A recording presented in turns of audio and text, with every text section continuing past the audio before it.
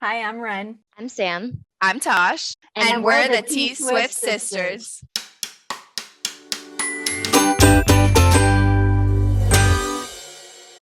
Welcome back to the T-Swift Sisters podcast, a Taylor Swift fan podcast for Swifties by Swifties. Today, I will be joined by my sister, Britt. Ew, that sounds so weird saying that. I'm going to refer to her as Didi just before we even get there, to discuss 1 month of Tortured Poets and the latest updates on Taylor Swift and Travis Kelce. Here's this week's Swift Scoop. So now that we are recording this episode at the end of May, I honestly what happened to May. I feel like we literally just got here, but I digress.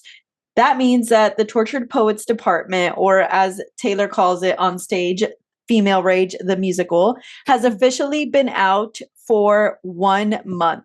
So in the 1 month since it's been released, according to Billboard, the album has officially locked in its 4th consecutive week atop the Billboard 200. It is the first album to spend its first 4 weeks at number 1 since Travis Scott's Utopia led its first 4 weeks last summer, August 12th through September 2nd, 2023. It also becomes Taylor's 73rd career week at number 1 on the Billboard 200, extending her record among soloists. Elvis Presley has the second most among soloists with 67. I believe if you look at soloists and music groups, the only one above Taylor is actually the Beatles, and they're at 300 something. It's honestly, it's either 100 something or 300 something. Either way, Taylor's close, and I'm sure with due time, she will reach the top. She'll probably surpass the Beatles. I'm just laughing. That is 300, maybe 100. I know, because I'm picturing that it's either 132 or 332, and I will go back and check. But either way, I read it and I was like, oh my God, Taylor's actually going to beat that, because obviously we know the Beatles are no more. And she's so far ahead that it's Taylor's game now. That's so crazy.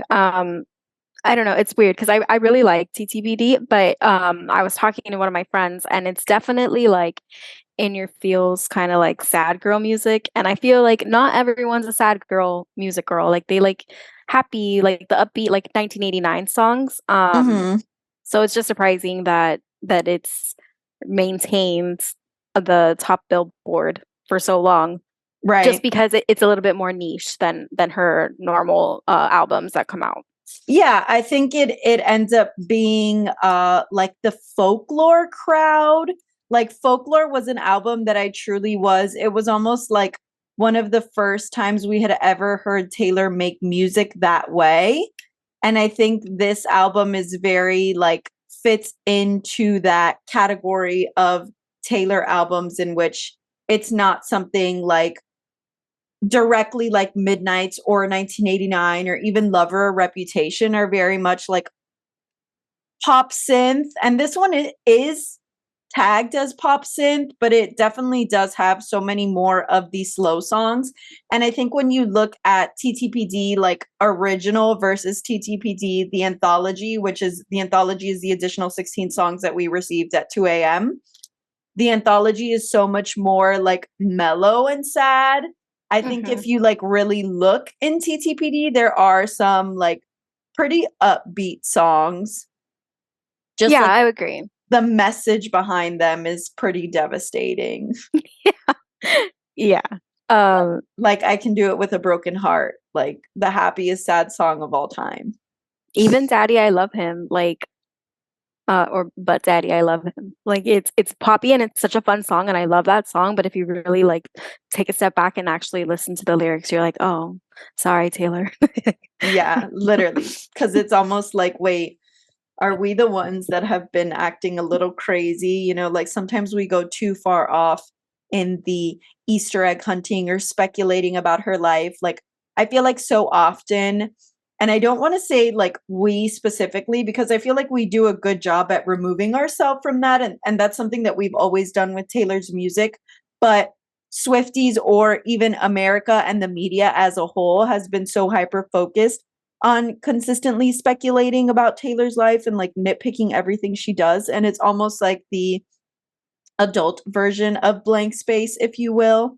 It's not the first time that we hear her tell this narrative of you're nitpicking my life and like I'm going to do whatever I want anyway. And I don't think that it's going to be the last either. Yeah, I don't think so either. So this is not your first time coming on our pod and talking to our listeners, but a little backstory for those who have joined us in season 2, because we do have a new influx of listeners this season. So for reference, this is my sister Brittany. She actually is my real sister, if you haven't figured out by now that Natasha and Samantha are my life sisters, and this is like my blood sister.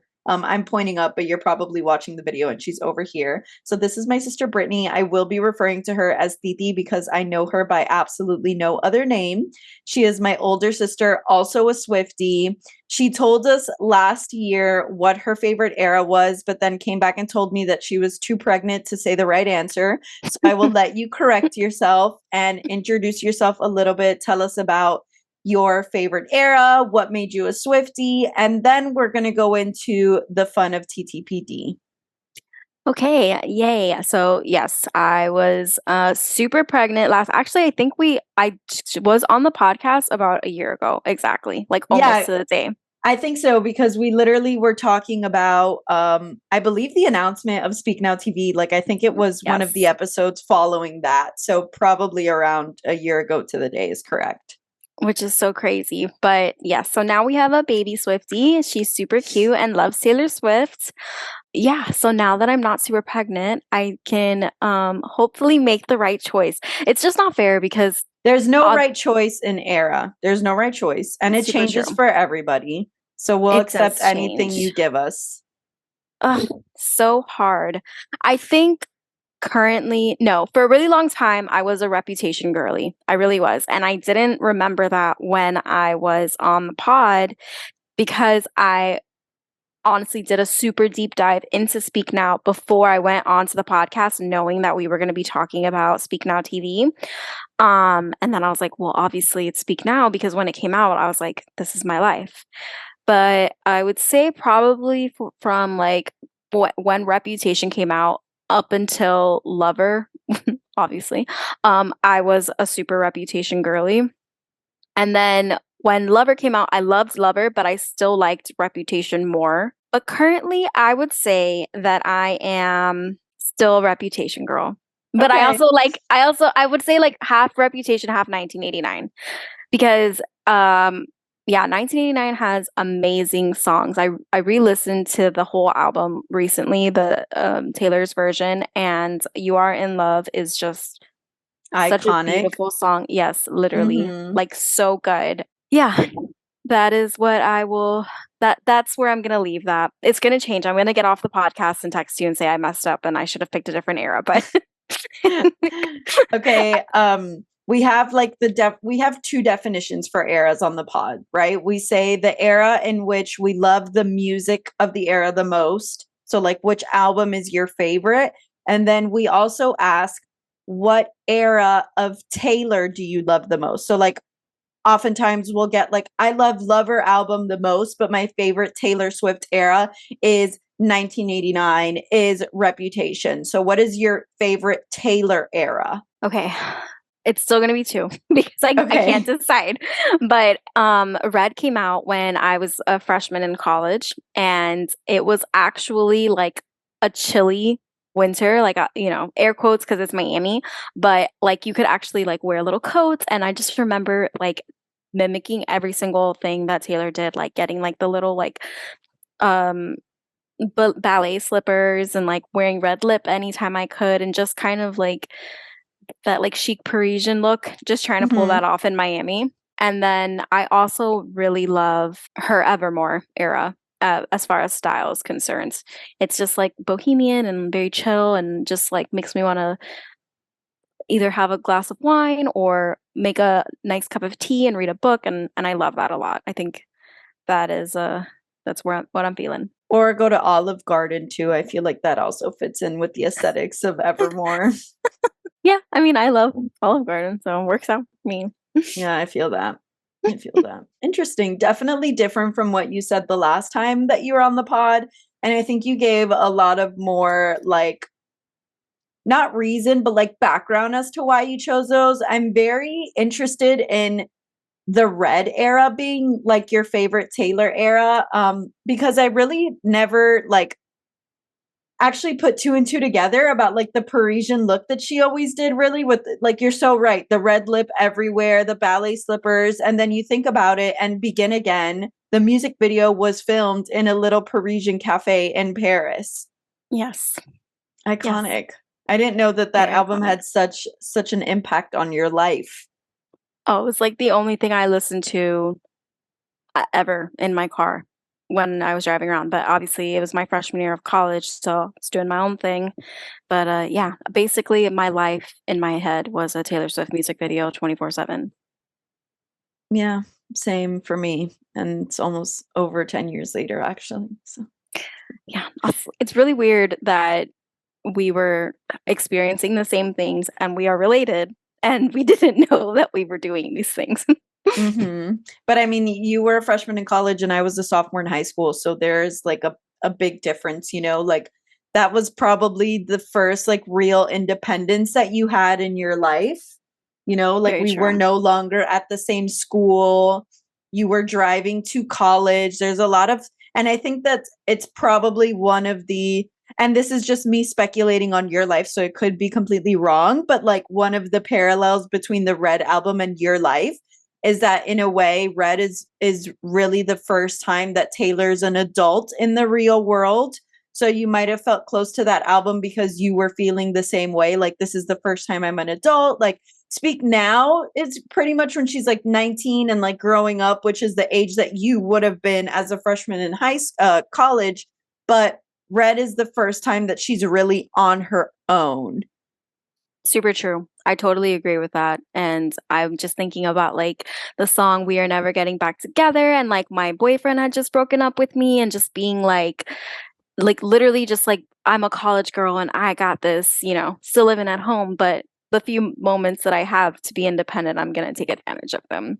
Right. And I think that's such a testament of Taylor's music and transcending through time. And like some of the things that we've talked about on the pod beforehand is that her music is so much about her life, but she writes it in such a way that it's relatable, that it is like your little moments of freedom are some of like the biggest moments of freedom in her life for the first time, but like you just getting a taste of it immediately makes you relate to that song. You get what I'm saying? Like 100%. And I would say like, I honestly like the Easter egg thing, and like I think it's so fun. And knowing more about her is really interesting. But I always think about the fact that like at that time period, I didn't even know that she was dating John Mayer or Jake Gyllenhaal or any of that information. I found out about it later when it became like it wasn't like we didn't have like TikTok and like Instagram was around, but it wasn't the same way where you can like sleuth on people. It was just more so like literally people being like, here's a sandwich I made. And so I was never into deep diving. And basically the point that I'm making is just that it's so interesting how it was a lot easier to just kind of take it as your own at that time period versus now when like, and I mean, she totally leads into like the Easter egg thing and like leaving scavenger hunt clues and everything, but it does feel really different. Like I just remember like tweeting like, oh, Taylor Swift and I would totally be best friends. And like I knew zero things about her, just I liked her music.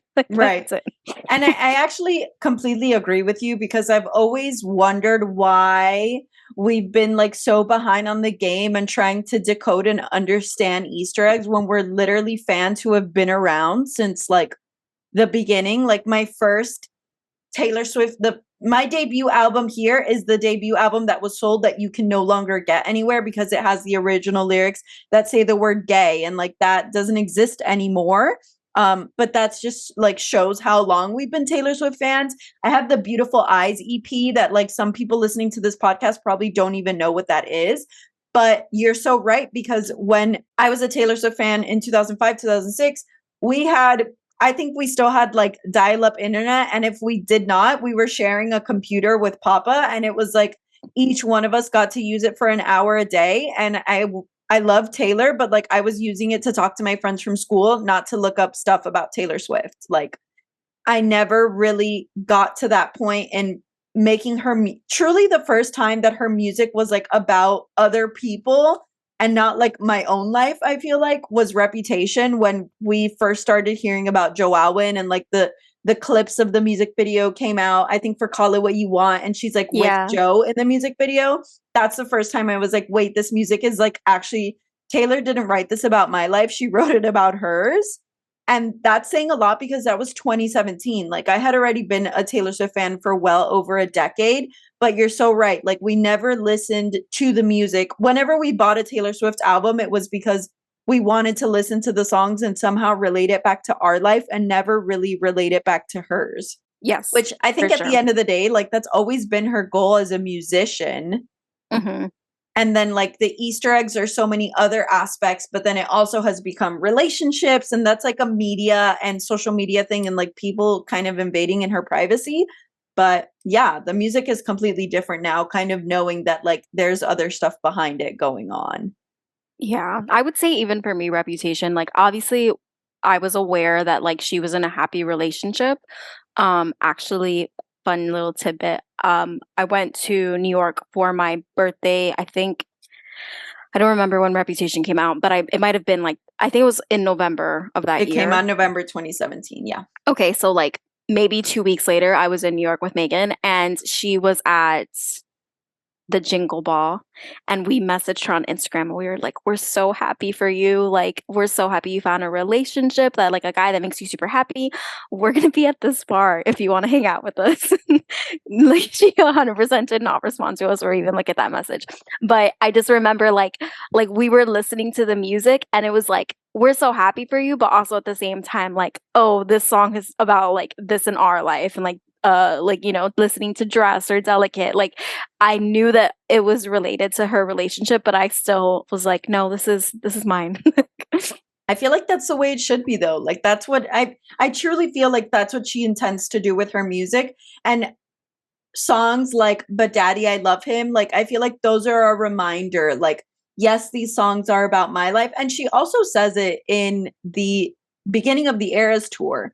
She says like, I've written all of these songs about my life, but like when you leave here today, I want you to walk away and be like, these are the memories that I have with Taylor, or about like things that occurred in my life, you know. Like I truly think that I do believe there's some part of her that loves it, because like so high Yeah. school, for instance, like, you know, but then there's also some part of her that's like, okay, that's a song that I wrote about an instance in the past, like let's move on. Like why do we have to harp about You're Losing Me being over Joe and like everything that happened? Like I wrote it, you know what went down, I know what went down, like let's keep going and have fun.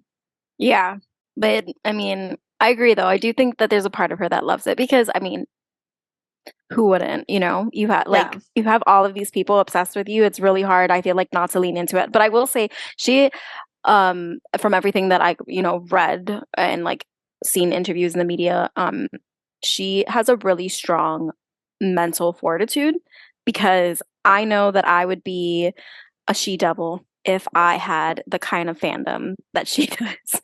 Just because I don't know how she's not even like so full of herself. Like everyone says she's the nicest person ever, and I respect her so much, because just like you have like so many people all over the world that are so obsessed with you, and you can still remain like level-headed, and like Yeah. she for sure does a lot of therapy. That's all I have to say.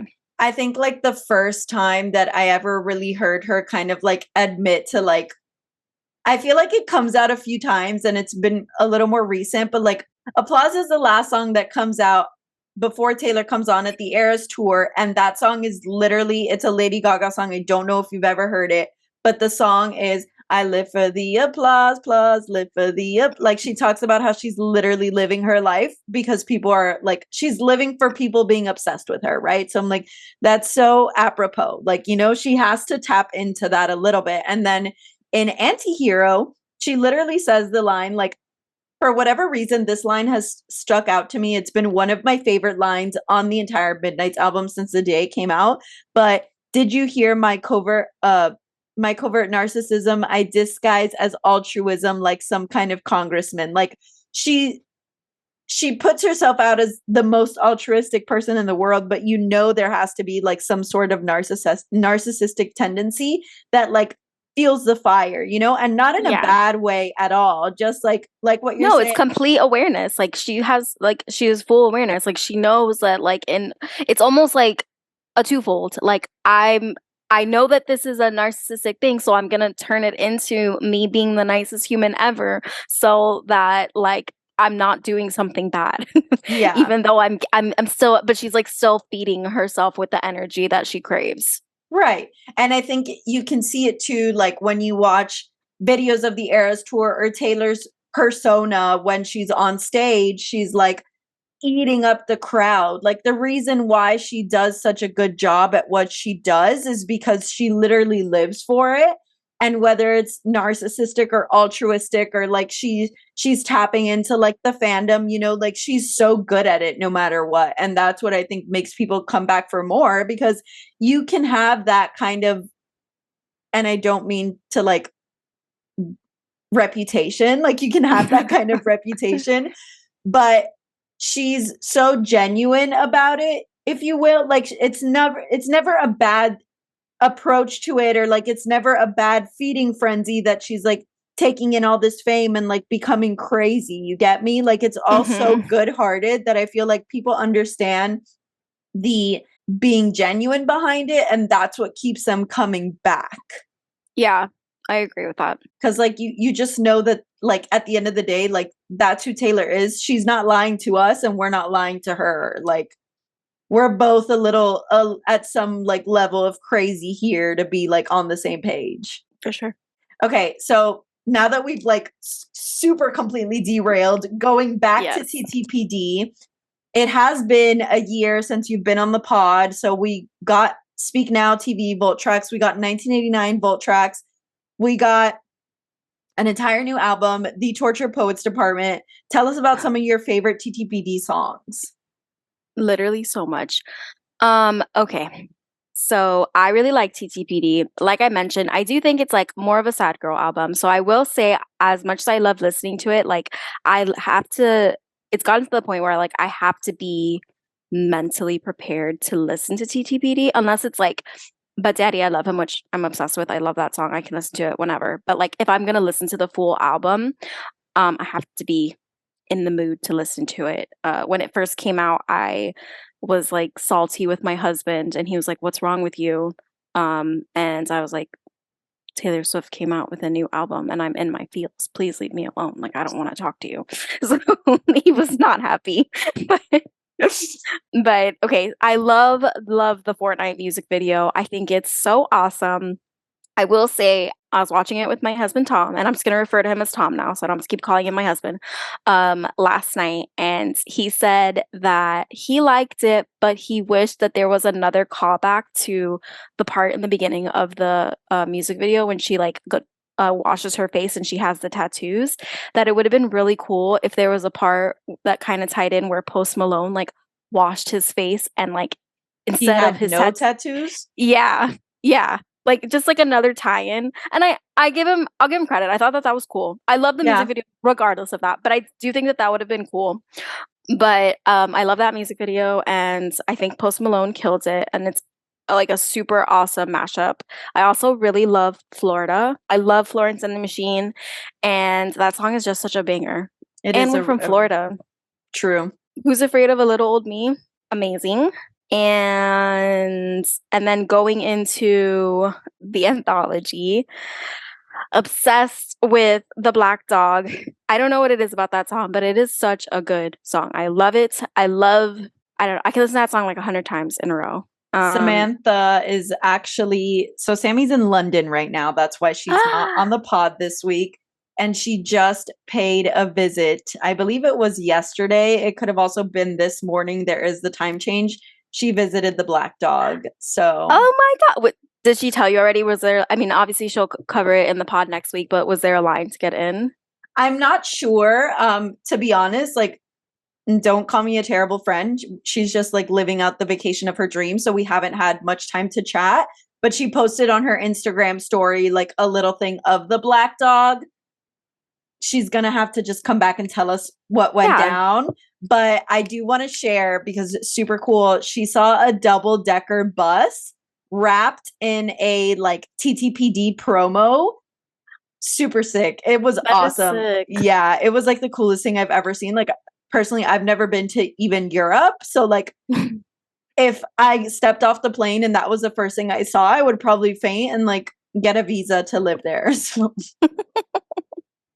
I have never been to London, although I have heard it's really cool. That is on my bucket list for places that I'd like to visit, yeah, same. but I'm very jealous. Oh, and I also really like I Can Fix Him, No Really I Can. And I think I told you that I have like a vision for what I think that the music video should be. It probably won't be that, but yeah. Are you gonna share? You can't just say that Oh, I'm you sorry. told I'm me sorry. and then not share. I picture like a Western saloon for I Can Fix Him, No Really I Can. I picture her like sitting at a bar and like her boyfriend is being like unruly and like messing with people and like getting into fights and like throwing beers and stuff and like her being able to tame him, and then it's just kind of like this really sexy Western. That is what I envision. I hope that if Taylor Swift really does listen to your podcast, that she takes my idea and creates this music video. But yeah.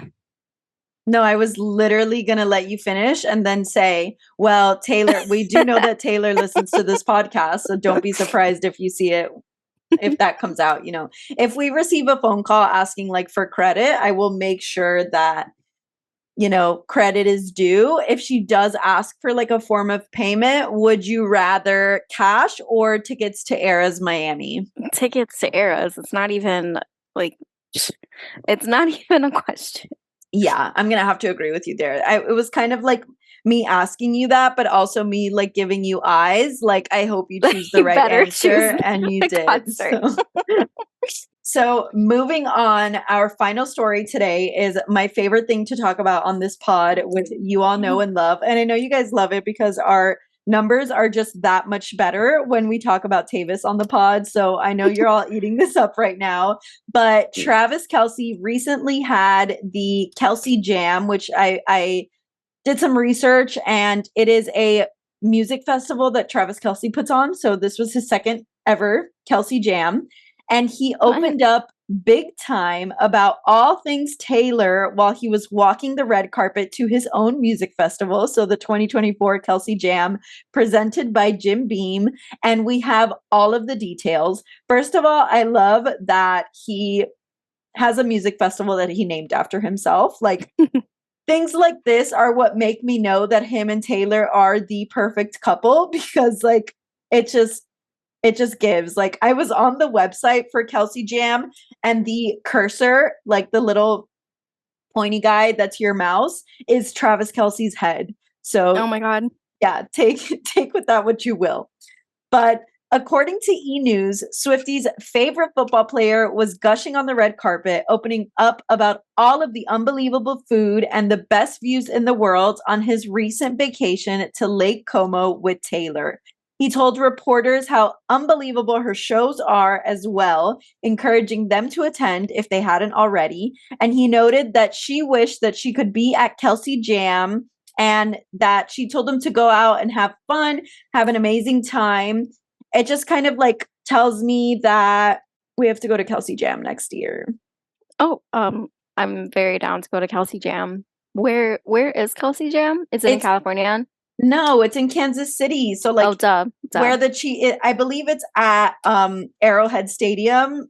Okay. It might not be. It's just somewhere. Like I've never been to Missouri, so I'm sorry, I can't say much. But it's in Kansas City. He had like big name rappers. It was like 2 Chainz. Like there was some big people there. Yeah, and they have like barbecue. The thing is, like, I was thinking about it and I'm like, okay, Kelce Jam, they were still selling tickets. And I was like, I'm surprised like so many Swifties are not there, like trying to see if Taylor was going to go. But like avid Swifties know that she's been on tour and she wasn't going to be able to go. So like, you know, math. But if it happens again next year and Taylor's not on tour, like you can't tell me that she's not going to be at Kelce Jam. Yeah, but you know that that's going to be 100% sold out. It's going to be insane next year now that people are aware of it. So now that I told everybody here that Yes. Taylor's going to be at Kelce Jam next year, but it's fine because I will have access to her schedule via the internet, and I'm going to track down like when Kelce Jam tickets go on sale, and I'm going to be there in pre-sale. I have no idea how to get around Kansas City. I don't even know where I would stay, but like I have to be there now. I mean, barbecue and rap music honestly sounds very fun. I would be down. You see? And honestly, even if Taylor wasn't there, I feel like Travis Kelce is super fun to hang out with. Exactly. Like I would love to show Travis Kelce how I can try to chug a beer. Like he deserves to see that. He also, I like that you said try. yeah, no, because I'm gonna be honest. Like we're truthful and transparent on this pod. I could probably get about 3/4 of the way. What's that one that you do like this on the side? Shotgun a beer. Yeah. I could get like 75% shotgunning a beer. It's impressive. I feel like if I was standing in front of Travis Kelce, like it would either go really well, like I would get the full 100, or it would be like 1% of the beer that I chugged. I have a very vivid vision of you in my head doing it and it splattering all over and it coming out of your nose and you laughing hysterically and him being like, cool, gotta go, bye. That actually sounds like something that I've already lived before. So I'm going to say that that's probably exactly what would happen. But you can't tell me that then Travis Kelce wouldn't remember the girl who the shotgun beer went up her nose and like it was so awkward he had to walk away. True. Very true. And he'd be like, Taylor, I don't know, maybe you would like her. She's weird. He'd be like, Taylor, there's some freak with a t-shirt of you and I's face on it. And like, she gave me this bracelet and then did a terrible job shotgunning a beer. And she said that you listened to her podcast. What's that about? That's probably what would happen. Oh, but then she would be like, oh, duh, that girl. I think it's going to be stretch here. Okay, but he also shared with reporters his top 3 favorite Taylor Swift songs, which are Blank Space, The Alchemy, and of course, So High School. So cute. Honestly, obviously he's going to say The Alchemy and So High School, but I actually really love that he said Blank Space is his favorite song. Like, have you seen like videos of him at Eras? Like he goes so hard for 1989. Like he's obsessed. I wonder if did you ever watch the Catching Kelce on like E Network? I didn't. Okay. I've heard about it. I know what it is, but I never got to watch it. I was just asking because I was wondering if like because I know I talked about it on the pod. I'm sure you've seen it on the internet that he did the Marry Kiss Kill whatever with Taylor on the show, or when he was doing like promo for the show. And I wonder if that was the time of like 1989, like that was the era in which he really started listening to Taylor. Like people tend to go back and say like that's their favorite Taylor eras, like when they truly became a fan. And I wonder if he just like has had a crush on her since then. So like that's why he picked that song. And I then can totally see it. Right. And then I also know that she references like the players and the game. So he probably is like, oh yeah, like so football. This is a little bit about me also. I feel like that's so Travis Kelce, to be honest. Okay, but all of this to say that it comes at a super exciting time that Travis is like gushing all about Taylor on the red carpet, because Entertainment Tonight recently published an article about a potential Tayvis engagement.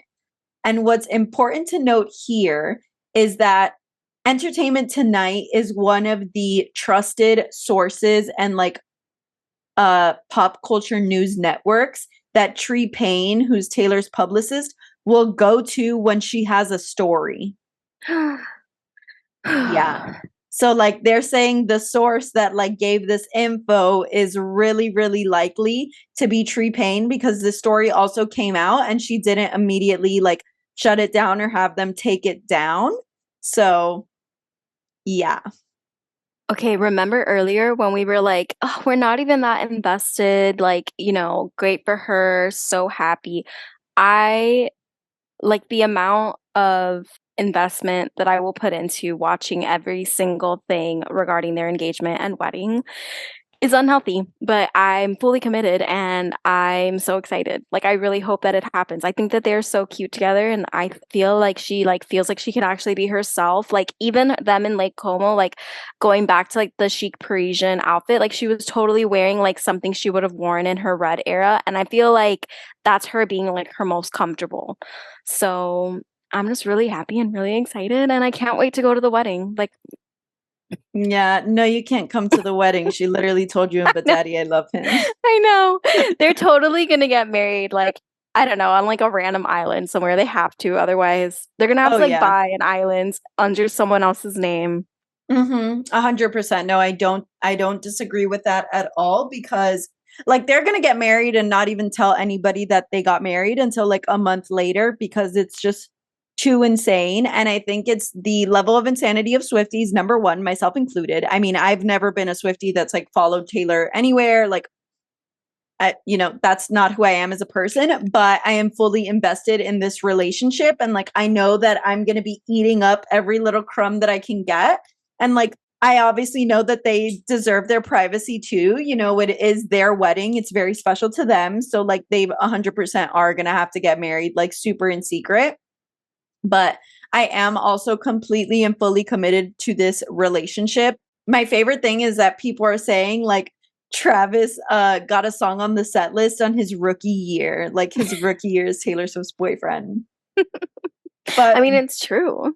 no, I know. Like it's so iconic. Like he was a man with a dream. Like literally, we are using the same methodology that Travis Kelce did when he had this friendship bracelet and wanted to meet Taylor Swift for getting tickets in October. Like if Travis Kelce could make that happen, then we deserve to be at the concert in October. 100%.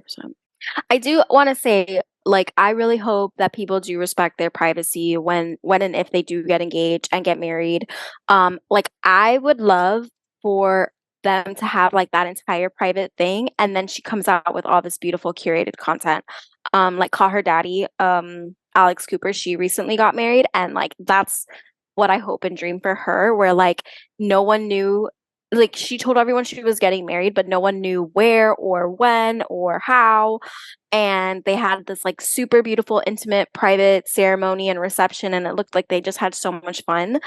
I just wish that for Taylor. Like I really hope that she gets that moment and she gets to have like whatever she wants.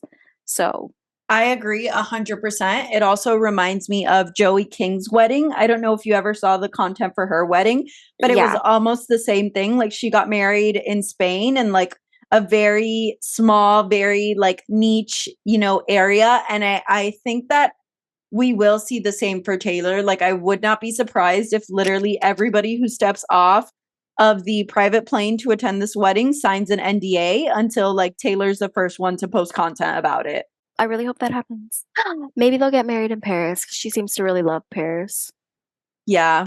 I mean, honestly, there's a lot of speculation out there that they're already engaged too, and that she's kind of like holding down and not saying anything. But that takes me back to the Entertainment Tonight story. So basically, our quote unquote source told ET Taylor and Travis are doing amazing, and their loved ones see an engagement coming sooner than later. This is what came out right after the Lake Como pictures surfaced over the weekend. And there was a lot of like hiding the hand and like snuggling up together. Like that's why I'm saying streets are saying that it already happened. I wouldn't be surprised.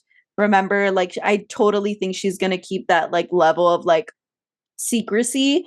I Yeah. wouldn't be surprised if they got engaged and then once like Eras wraps up, like for real, the Eras tour wraps up like December, that's when she's like, oh, by the way, we're engaged. I could see that happening. Like, I'd like, I'm so torn because obviously I just wish that like if she wanted to flaunt her ring and be like, I'm engaged, bitches, that she had that opportunity to do it. But like, she's almost forced to be secretive just because otherwise they don't have, like, they already don't have privacy, but it would be even worse if they were engaged because obviously getting a picture of that ring would be so much money. Yeah. I'm going to say maybe not fully the wrap of the Eras tour because there also are some rumors that there are going to be show dates in 2025. So we'll see about that. But That would be maybe so crazy. I know, like when is Taylor gonna live, first of all? But I think maybe like an extensive break from eras, like, you know, where she does like a few months off, or she'll do like a few weeks off, if you will. Like maybe that's when she's like, yeah, by the way, like we've been engaged, whatever, because I do think she is going to want to share that and like flaunt her ring around and stuff. But I don't know. I don't know. I just wouldn't be surprised either way, is what I want to say. I agree with that. Oh my God, it would be so crazy if she continued her tour in 2025. She would be touring for like 3 years. Yeah, because it would be 2023, 2024, and 2025. That's why I don't know if I believe the rumors. crazy. I'm going to say stretch, but like I wouldn't put it past her. Either. Okay, so our source also said they make a great match and there's no question about that. They also went on to detail the couple's bond with Gigi Hadid and Bradley Cooper and how much fun the little quad has been having together. So that's like their besties, like double dating besties are Gigi Hadid and Bradley Cooper, who were also at like the iconic Paris night 4 that we talked about last week. Yes, I saw. And then I was reading the quotes that Travis was saying, and he was just like referring to Bradley Cooper as Bradley, and literally no one calls him Bradley. So when I was reading that, I was like, for a second, I was like, wait, who is Bradley? And I was like, oh, Bradley Cooper. Like, what the hell? But I love that for them. I love that Gigi Hadid is back around. Like, I know obviously Gigi had a baby and was like living her best life. And so her and Taylor, obviously they're always friends, but like she hasn't really been in that inner circle. So I'm happy that number one, she is dating such a hunk and she's super happy. And number two, that they have such a fun, like double dating little group. They look like a lot of fun to hang out with, honestly. I know. I feel like I would like fit in that group. Like I got a boyfriend too. Pick me up. We'll be 6. 6 is a party still. I do feel like Gigi would be like, yeah, totally. Like, let's dance. Like her dancing at the concert was so crazy. Like like it was just very cute. Yeah, and she's like slapping like Travis on the arm, like, oh my God. I can't. I love them. Like they make it so hard to not make you want to be a part of like this. It's like a club that you just really want to be a part of. I do want to bring up really quickly that Nikki Glazer, the comedian who killed it on Tom Brady's roast. She did. She was absolutely iconic. And for those of you who don't know, Nikki Glazer is a huge Swiftie. That's what I was going to say. Yeah. Did you watch her show that was on E for a little bit? No, but she recently went on another podcast that I listened to and told them that basically she has been to like over 30, I want to say, of the era's concerts and is just like any of like is paying like insane amounts of money just to go to the concert. So she said literally that instead of having children, she's using up all of her like saved money to see Taylor Swift on tour. Attend eras. Yes, like I think she's flying to like Dublin to see her, and another part of her European leg is just going and recently went to another concert, but like has literally like basically the entire year has just been like, okay, I'm going on tour with Taylor Swift. I love so crazy Nikki so much. Like she is so hilarious, and I have to commend her because she received a lot of hate and backlash in the Swiftie community and from Taylor herself at some point, because the intro to the Reputation Stadium tour, I don't know if you remember, but it was a bunch of clips of people saying bad things about Taylor. Nikki Glazer was on one of these clips talking about Taylor's weight at the time, and it was like something that was a little bit taken out of context, but like Nikki Glazer came back and was like, look, like, I'm sorry. I myself was suffering from an ED and like I kind of was projecting, and her like Taylor was like, oh, you're good. Like, thank you for being honest about it. Like, whatever. They kind of figured it out through Twitter, I believe, is like when they figured it out. And then fast forward to, I believe it was last year, Nikki had this show that came out on E, and it was about her life. And it was so funny. This was like when I had first found out about Nikki Glazer. Like I never really knew who she was. And in the show, she's like moving into an apartment in LA, and she has this huge Taylor Swift poster, like the biggest poster you can get, that she keeps above her wall, not above her wall, above her bed, like on the roof of her bedroom, so that she goes to sleep and wakes up looking at Taylor Swift's face. Yeah, I would definitely say she is the biggest Swiftie that I am aware of. Not that I know, because I don't know her, but like celebrity wise, I would say probably, yeah. But I think that pretty much wraps up this week's episode of the T Swift Sisters podcast. Before we log off, please remember to follow our podcast on your listening platform by clicking the plus button next to our show and give us a rating. Follow us on social media for live Taylor Swift news updates and so much more. You can find us on Instagram and TikTok at T Swift Sisters Pod or Twitter at T Swift Sisters. I know I've been teasing this for weeks, but follow us on Instagram. We do have a ttpd giveaway coming super soon, partnering with our favorite small businesses in the Swiftie community. And it's really fun. It's really crafted. It's really curated, and it's coming out so soon. So keep your eyes peeled for that and see how you can enter. But thank you so much for savoring this week's Swift Scoop. We hope you've had your fill of all things Taylor Swift, and we will see you next week right here on the T Swift Sisters podcast. Bye. bye.